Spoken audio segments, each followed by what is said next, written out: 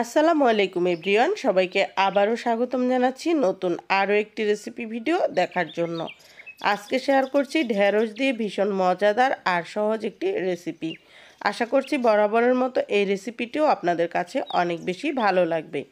আজকের রেসিপির জন্য আমি হাফ কেজি পরিমাণ ঢেঁড়স ভালোভাবে ধুয়ে পানি ঝরিয়ে নিয়েছি। এখন হচ্ছে ঢেঁড়সগুলোকে কেটে নিব।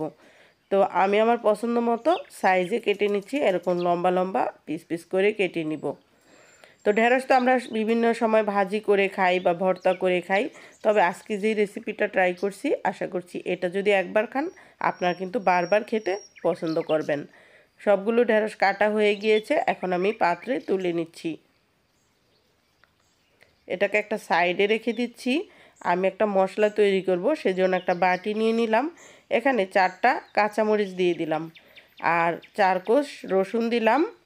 একটা মাঝারি সাইজের পেঁয়াজের অর্ধেকটা নিয়ে নিলাম, আর এখানে হাফ টেবিল চামচ সরিষা নিয়েছি। এগুলোকে ভালোভাবে পেস্ট করে নিয়ে আসলাম। এখন সরাসরি চুলায় চলে যাচ্ছি। চুলায় একটি প্যান বসিয়ে দিয়েছি। এখানে 2 টেবিল চামচ পরিমাণ সরিষার তেল দিলাম। আপনারা চাইলে সয়াবিন তেলও দিতে পারেন।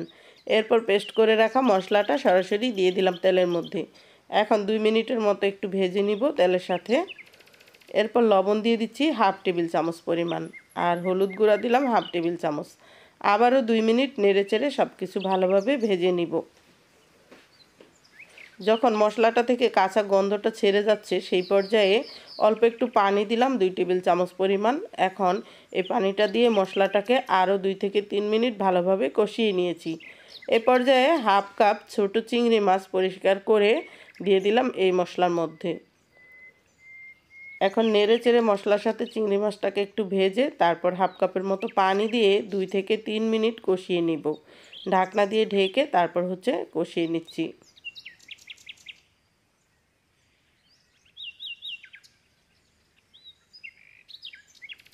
মশলাটা কিন্তু খুব সুন্দর মতো কষানো হয়ে গিয়েছে, চিংড়ি মাছগুলোও ভালোভাবে কষানো হয়ে গিয়েছে। এই পর্যায়ে হচ্ছে ধুয়ে কেটে রাখা ঢেঁড়সগুলো দিয়ে দিচ্ছি। ঢেঁড়সটাকে এই মশলার সাথে 2 থেকে 3 মিনিট ভালোভাবে কষিয়ে নিব। এই যে সুন্দর মতো কষানো হয়ে গিয়েছে। এই পর্যায়ে সিদ্ধ হওয়ার জন্য একটু পানি দিব। তো এখানে হাফ কাপের মতো পানি দিয়ে দিলাম।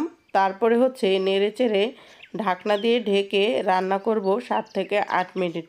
এতে করেই সুন্দর মতো সিদ্ধ হয়ে যাবে আর ঝোলটাও টেনে আসবে। এই যে দেখুন, ঢেঁড়সটা কিন্তু খুব সুন্দর মতো সিদ্ধ হয়ে গিয়েছে আর জায়গায় চলে এসেছে ঝোলটা। তা এ পর্যায়ে হচ্ছে আমি ঢাকনা দিয়ে আর ঢাকবো না, আরও 2 মিনিটের মতো হাই হিটে জাল করে তারপরে ঝোলটাকে একদম শুকনা শুকনা করে নিব।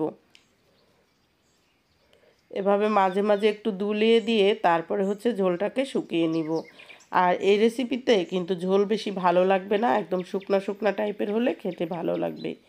তো চুলাটা আমি এ পর্যায়ে বন্ধ করে দিলাম। এখন হচ্ছে গরম গরম পরিবেশন করছি। তো দেখলেন তো কত সহজে ঢেঁড়সের মজাদার একটি রেসিপি তৈরি হয়ে গেল। আর এটা দিয়ে কিন্তু গরম ভাত খেতে দুর্দান্ত লাগে। যদি বিশ্বাস না হয় আপনারা ট্রাই করে দেখতে পারেন। আশা করছি আজকের রেসিপিটি আপনাদের কাছে ভালো লেগেছে। আপনাদের ভালো লাগাই কিন্তু আমার ভিডিওর সার্থকতা। আজকের মতো বিদায় নিব। রেসিপি ভালো লাগলে চ্যানেলটি সাবস্ক্রাইব করার অনুরোধ রইল। সবাই ভালো থাকুন, সুস্থ থাকুন। আল্লাহ হাফেজ।